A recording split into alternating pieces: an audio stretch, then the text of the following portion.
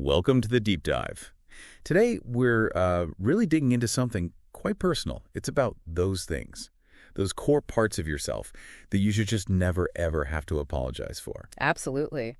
And, thanks to everyone listening for sharing your own thoughts on this kind of thing, navigating what society expects versus, well, what makes life genuinely fulfilling. We've been looking at a really compelling perspective on this. It comes from a source that's all about living fearlessly. Yeah, it's given us a great angle. So our mission today really is to unpack these 7 specific areas this source flags. We want to explore why saying sorry for these things can actually be, well, kind of counterproductive. Even harmful, maybe. Exactly. Harmful to your own well-being and even to your relationships. So should we jump into the first one? Let's do it. First up, being yourself. The core idea seems simple, but it's profound. Never apologize for who you authentically are. Right. And why is that so crucial, according to this view? Well, the thinking is that ultimately the world actually rewards authenticity. It values it. When you're constantly trying to be someone else, trying to, fit in, you actually lessen your own unique value. Okay, that's interesting. It mentions something like a filtering process. Yeah, exactly. The idea is when you're truly being yourself, you naturally attract people who get you, who appreciate the real you. Presumably you repel those who aren't really a good fit. Precisely. It sort of flips the script. Yeah. Not fitting in isn't a failure. It's a mechanism, a way to find your actual tribe. So your individuality, your quirks, all that stuff, it's actually strength. Definitely. Not something to hide or be ashamed of at all. It helps you build genuine connections. Okay, got it. So number 2 on the list, following your dreams. Never apologize for going after your biggest goals, your aspirations. This source seems pretty strong on this one.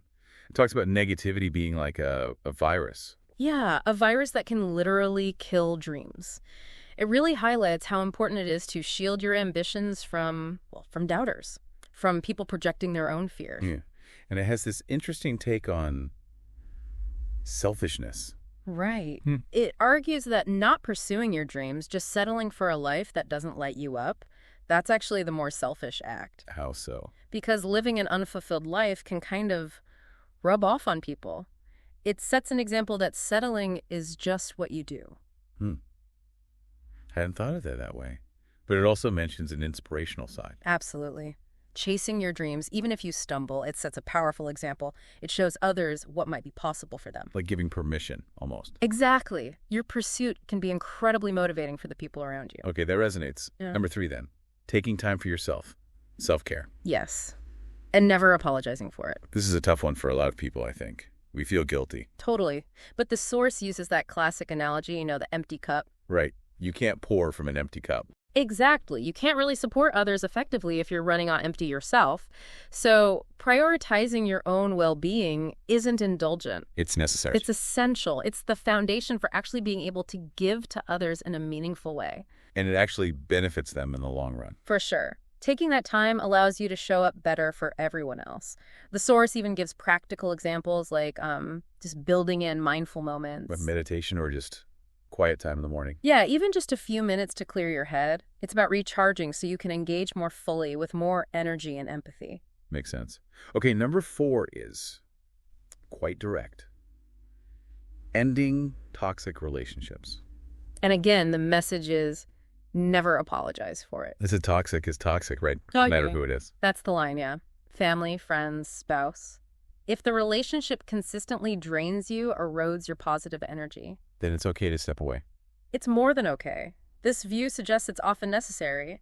You have to protect your mental and emotional health. It also mentions setting boundaries by doing this, setting an example that negativity isn't acceptable. Exactly. But there's a flip side noted too, isn't there?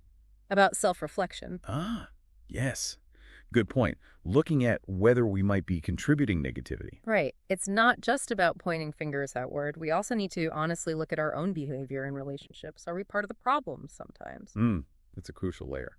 Okay, number 5. Living in your truth. Never apologize for living in line with what you truly believe is right. So this is about integrity, standing up for your principles. Pretty much. Even when it's uncomfortable or goes against the grain. And being honest, even if the truth has, immediate downsides. Because the long-term benefits outweigh the short-term discomfort. That's the core argument.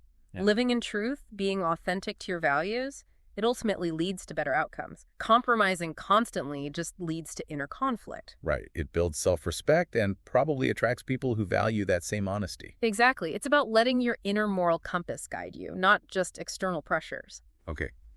Number 6, your imperfections. And the message, never, ever apologize for them. That feels liberating. Doesn't it? I mean, the source just states the obvious, really.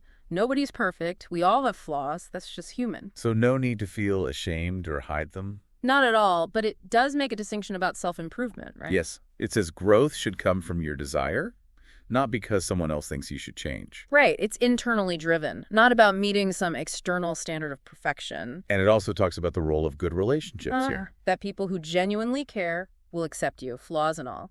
And that acceptance, that support, it actually inspires growth more than criticism does. Like being in an environment of acceptance, not judgment. Precisely. It's about embracing your whole self while still being open to evolving, but on your own terms. Love it. Okay, Yeah. Last one. Number 7, saying no when you need to. Another big one, never apologize for setting boundaries and saying no. Yeah, the problem of just taking on too much. Overcommitment. Leads to overwhelm, stress. It just tanks your quality of life, according to this view. And you can't do anything well. So it's about learning to discern, to figure out what's really important versus what's just noise. Exactly. Learning the difference between real obligations and opportunities you genuinely value versus just stuff you feel pressured into.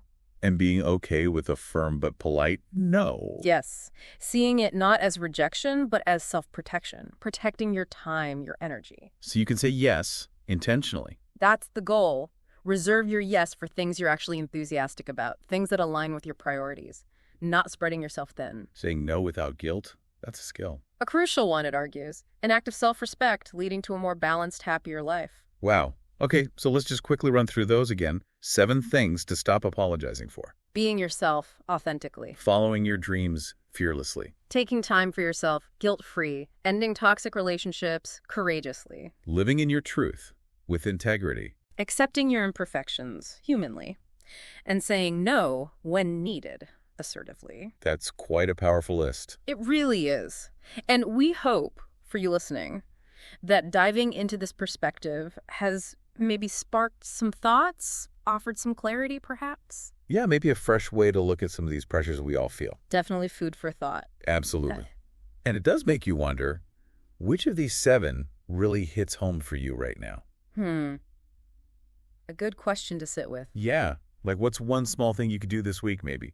One small, unapologetic step towards honoring one of these principles in your own life. It's been a fascinating exploration digging into these ideas. It really has.